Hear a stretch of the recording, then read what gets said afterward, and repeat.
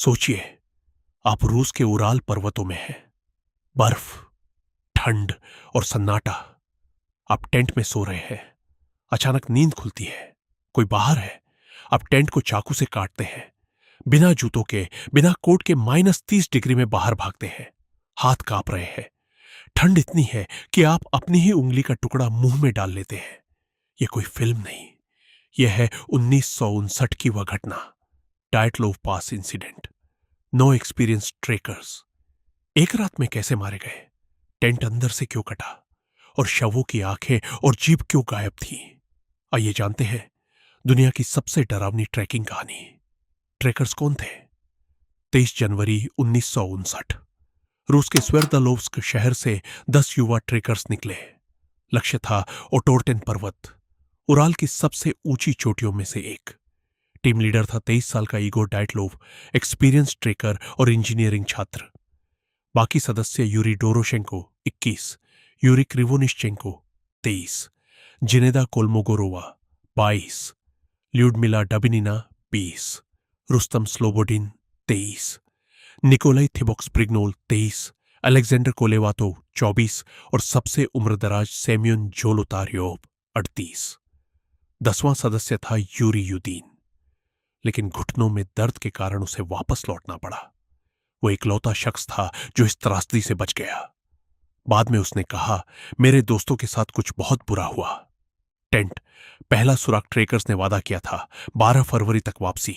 जब 20 फरवरी तक कोई खबर नहीं आई तो बचाव दल भेजा गया। 26 फरवरी 1959 बचाव दल को पहाड़ी पर टेंट मिला, आधा ढका हुआ और अंदर से चाकू से कटा हुआ। टेंट के अंदर सारा सामान व्यवस्थित था, जूते, कपड़े, खाना सब अपनी जगह पर, लेकिन कोई भी अंदर नहीं था। टेंट अंदर से कटा था, यानी अंदर बैठे लोगों ने जानबूझकर टेंट फाड़ा और बाहर निकले। लेकिन -30 डिग्री में बिना जूतों और कोट के लोग टेंट क्यों छोड़ेंगे? आखिर उन्होंने अंदर क्या देखा था? बर्फ में बिखरे शव। टेंट से थोड़ी दूरी पर एक बड़े देवदार के पेड़ के नीचे 2 शव मिले, यूरी डोरोशेंको और यूरी क्रिवोनिश्चेंको, दोनों केवल अंडरवियर में। सबसे हैरान करने वाली बात, क्रिवोनिश्चेंको के मुंह में उसकी अपनी हाथ की उंगली का टुकड़ा था।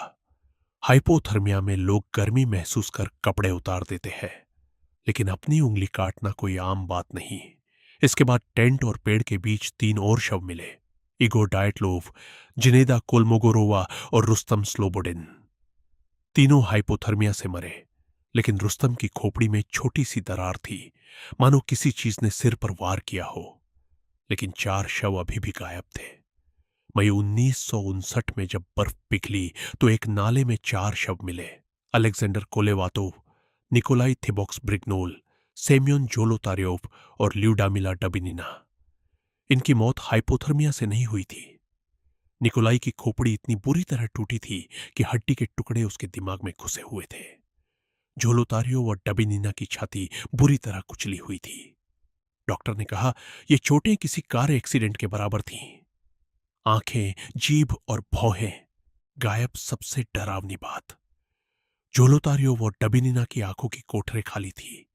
डबिनिना की जीभ भी गायब थी। जोलोतार्योव की भौहें भी गायब थी। सवाल, इतनी भयानक चोटें कैसे आई? एक डॉक्टर ने कहा, इतनी ताकत सिर्फ किसी प्राकृतिक आपदा में हो सकती है।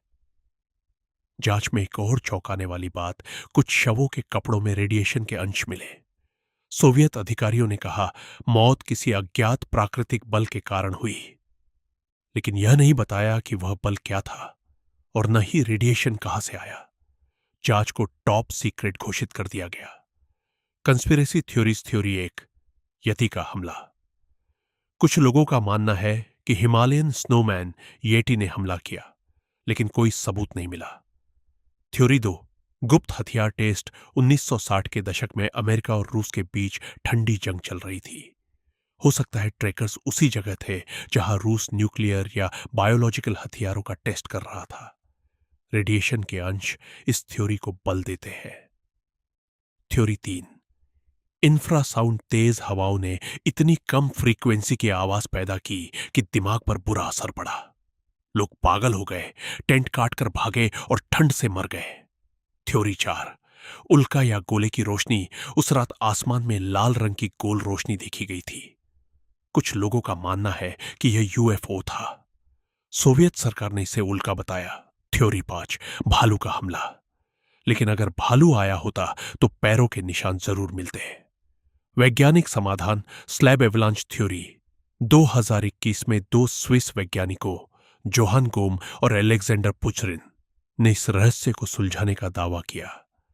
उन्होंने कंप्यूटर सिमुलेशन से पूरी घटना रिक्रिएट की। उनकी थ्योरी के अनुसार ट्रेकर्स ने टेंट लगाने के लिए ढलान में गड्ढा बनाया था, जिससे बर्फ की परत कमजोर हो गई। उस रात तेज कांटाबैठिक हवाएं चल रही थी, जो ऊपर से और बर्फ लेकर आ रही थी। टेंट लगाए 9 घंटे बाद 5 मीटर लंबी बर्फ की चादर ढलान से नीचे गिरी। यह छोटा सा हिमस्खलन इतना तेज नहीं था कि टेंट पर बर्फ जमा हो जाए, लेकिन इसने इतना जोरदार प्रहार किया कि अंदर बैठे लोग घबरा गए। ट्रेकर्स को लगा होगा कि कोई और बड़ा हिमस्खलन आने वाला है।